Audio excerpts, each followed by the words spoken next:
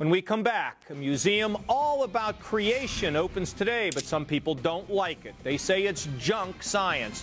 We're going to hear both sides. That's next. In the Back of the Book segment tonight, the $27 million Creation Museum opens today in Kentucky. The museum is designed to convince visitors that the biblical story of life on Earth is scientifically verifiable. But some people think it does more harm than good. Joining us now from Cincinnati, Ken Ham, the president and CEO of Answers in Genesis. That's the group that built the museum. And in New York, Dr. Lawrence Krauss, a professor at Case Western Reserve University and an advisory board member of the group, campaigned to defend the Constitution, which opposes the museum. All right, Mr. Ham, let's start with you. I understand you had a big turnout today. What are you trying to accomplish with this museum? Well, John, we certainly did have a big turnout. We had over 4,000 people there. And what we're trying to accomplish is this. You know, through this nation, whole generations of young people are being taught in the public schools there's no God, life evolved by natural processes, they're really just animals in the fight for survival, and that very much determines their morality, how they view themselves, their purpose and meaning in life, and so on. And what we wanted to do was to give them information that's been censored from the culture, information that helps them understand that mainstream science, I mean, we have PhD scientists that work at our ministry who receive their PhDs from secular universities. We work with many other PhD scientists to show them that we can use the science of genetics, biology, geology, astronomy, anthropology to confirm the Bible's history. And if the Bible's history is true, then Christian morality based in that history is true. If there's a God who owns you, then he sets the rules. We have a basis for good, for bad, for right, for wrong.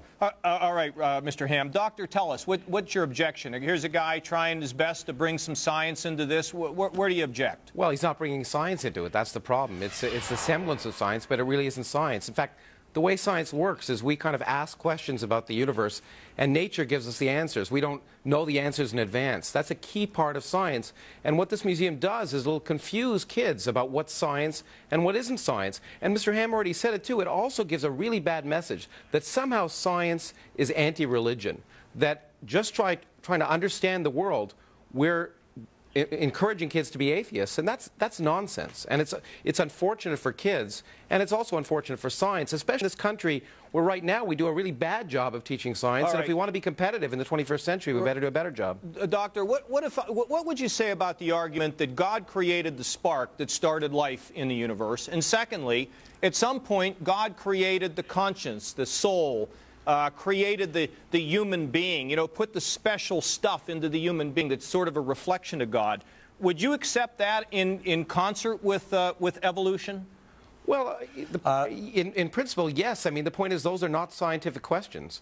And science just deals with things you can falsify and things you can measure. Yeah, I understand and it makes but predictions. would you agree with that? Would you agree with that? I would agree that it's certainly plausible, and science doesn't disprove the fact that there potentially is purpose to the universe.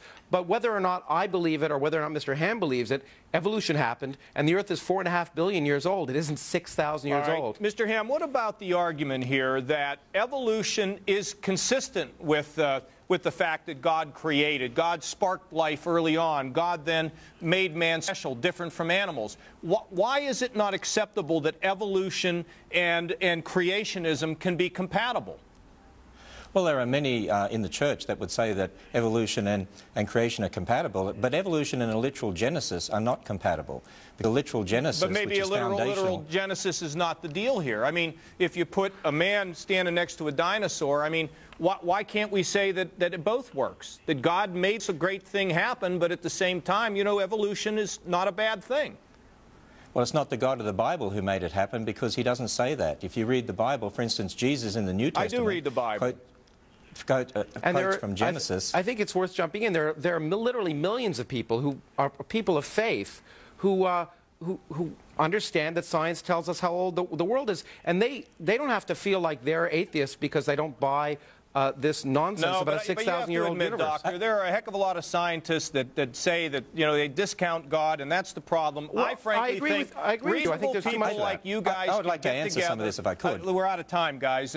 I think reasonable guys like you can get together and agree there's a certain mystery in life, a certain mystery in life. Is wonderful. No one has the answer. But I think the museum is a very interesting thing, Mr. Ham, and I bet you're going to get a lot of visitors. Thank you both for being with us. And folks,